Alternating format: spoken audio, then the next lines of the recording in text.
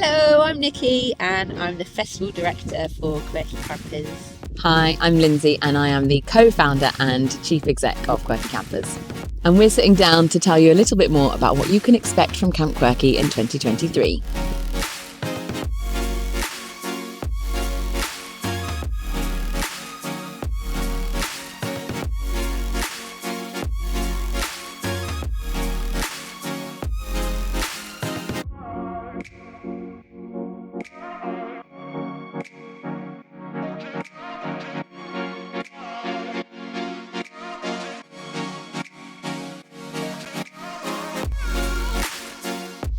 We initially started it as an opportunity for our listed rental owners to come together and get to know each other, see each other's vans, share tips.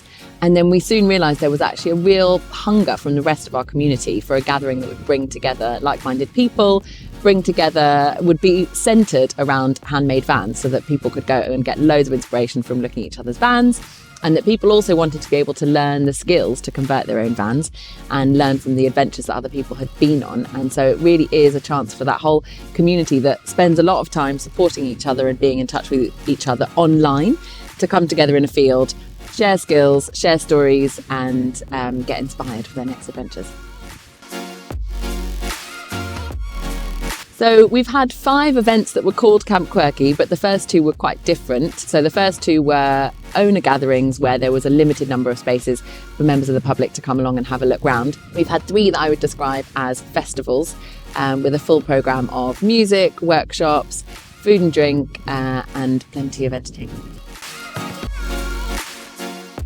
I remember somebody once said that it was like the internet had come alive in a field because all of the people that you might have been chatting to online for years are suddenly all together, and that sense of camaraderie and community and everybody learning from each other is suddenly there, but it's happening in real life. The thing that immediately strikes you just as you enter is the fact that this field is full of all vehicles of all shapes and sizes. You certainly notice the diversity, the variety, and also the creativity is just buzzing from the field. The programme is absolutely ram-packed full of amazing workshops. A lot of people are there for the workshops and to learn about, people who haven't even started building their own van yet, or through to people who are experts. Dogs on site. I'm very used to working in a festival situation, but to see lovely little smiling dogs everywhere is just so nice.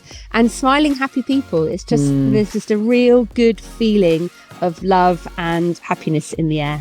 And one of the things that we've particularly noticed is lots of people come on their own and they might feel quite nervous about coming to a festival on their own.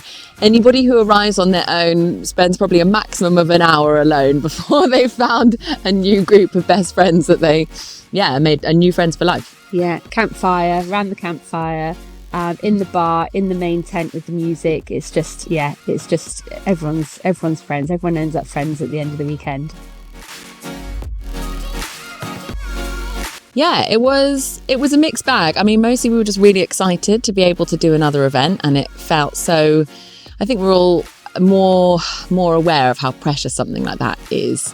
And so it was a real privilege actually to be able to be part of people coming back together after that time. But there were certainly challenges. We had a lot of changes in the team and the crew members, and so we had to remember how to do some of the stuff that we'd done before. I came on to work for Quirky Campers in the November before the May Camp Quirky, and so it's all brand new for me. I learned all about the camper vans and what the community were, and how to best put on a festival for them. And so it's been great learning all about the ins and outs of van life. We're a fully solar powered site. We have no generators at all on site. This year used 3 solar power providers. Also, we use compost toilets. It's a really important part of our plan, our sustainability plan. We also ask that all of our traders don't use any single-use plastic. With regards to the recycling and the rubbish management, we used a Bristol-based company who pride themselves in being a 100% recyclable company. So they go through all of our rubbish that we produce and they recycle 100% of it. It is a challenging thing to achieve, a fully solar powered festival. It's quite remarkable how everyone pulls together and manages to make it work. But the way we make it work is from the very beginning of the planning stages, before we book anybody. So with regards to the trader selection, we make sure that everybody understands that there either is no power for them, or with regards to the food traders, we have a very, very strict tick list, I suppose, of what they can and can't bring and what amount of power they can and can't use.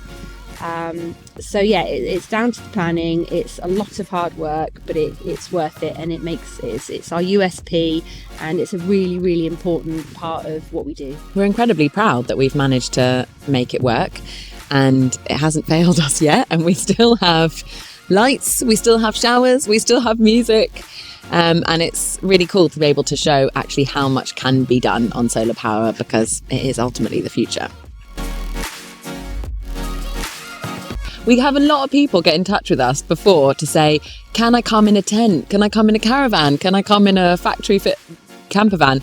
And we have to make it really clear and really explicit that this is an event for everybody. We are, I would say, almost obsessed with inclusion, right? We want everybody who comes along to feel like they're part of this. There's no cliques, there's no separation. And we want people who are at that stage of just experimenting with the idea of van life to be able to come along, to hear the good, the bad and the ugly, to be able to, in one weekend, learn so many of the skills, so much of the knowledge that they need to convert a van, to travel in a van, to live in a van.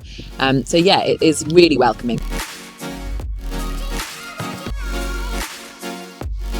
So one of the things that having Camp Quirky allowed us to do was to see our community face to face in real life in a field, and we were really blown away by the diversity in terms of age, in terms of background, the kind of jobs that people did, in terms of gender and sexuality, all of those things. But one of the things that was really lacking actually was that there were so few people of colour at the festival.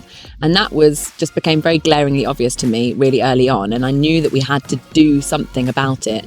And so this is part of a kind of broad strategy to help be a more inclusive space so that people of colour feel like this is somewhere they can come along, they can be included. We've launched Diversify Van Life in the UK as an Instagram platform, but also we bring it to life in a tent. Everybody who identifies as being part of this diverse community can always come, they can feel welcome, they can meet like-minded people, and we've got a full programme of talks representing the whole spectrum of different topics.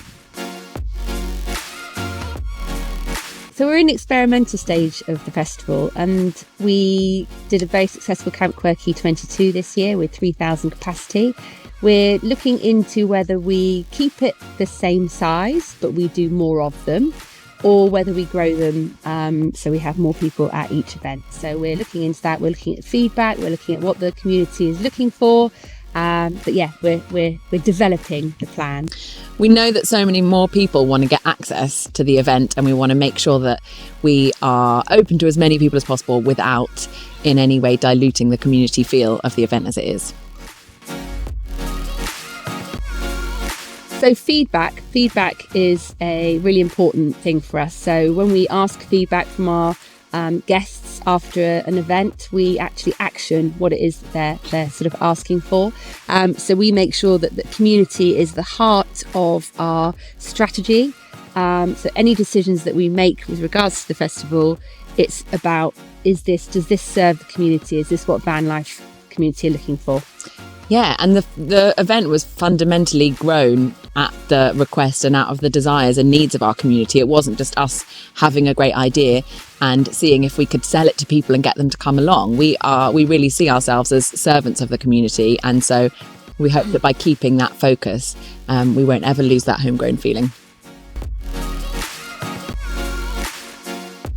I think it's a signal of the fact that there is such a hunger for this kind of event, and as I said, we've been very aware of that, and we've always been a sellout festival, so we know that we haven't been able to accommodate all of the people who wanted to come to our event. So it is in no way a surprise that more festivals are popping up. I think we're always going to be a unique event because, as I said, the whole festival was created in response to what people were asking for. And so it does have that real community feel to it. And I guess because we have these incredible networks in beautiful camper van owners and beautiful professional camper van converters. I think we're always going to have a particularly spectacular set of vans at any festival that we run, but I think it's great that there's more and more events, and I think there's room for all of us. We visit them, they visit us, you know, we all work together to make sure that, you know, van life community gets served. My favourite part of Camp Quirky was the music lineup, actually. Because we've got such a diverse audience, it means that we have to respond to that with an incredibly diverse music lineup, because this isn't a bunch of people coming along who all love folk or who all love techno or whatever it might be. And so we want to make sure that, you know, everybody's musical needs are met. The lineup was just perfect. It flowed, it had energy. We also had Kayleys and dance lessons and craziness going on. We're not trying to necessarily find the biggest names. We're just trying to find the very best, most spectacular musicians and bands and sets. So there are a couple of other just moments that were real highlights for me. So I remember first thing on Saturday morning, and the sun was shining across the field, and there were maybe 150 people doing yoga across the field, and you could have heard a pin drop. The silence was incredible. The kids were entertained all weekend, and so just seeing parents enjoying a cocktail, listening to a great talk while their kids were happily playing was an absolute highlight. Can we have Beyonce? All right. Yeah. All right, let's book Beyonce. Cool, sorted. In response to feedback, we next year are going to release some early arrival tickets. So you'll be able to arrive on Thursday, set up camp with your friends, start to settle in, enjoy yourself, so you're ready and raring to go for the programme to start on Friday. I'm quite excited because over the last few months we have been doing more and more research on electric camper vans, and I am becoming more and more convinced that this is the future, and so we're definitely going to be having some talks and workshops around that topic for anyone who's interested in being carbon free in their travels.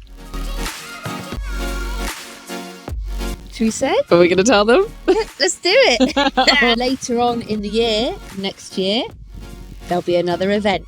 So we're also working hard on where that will be, what that looks like, but keep posted.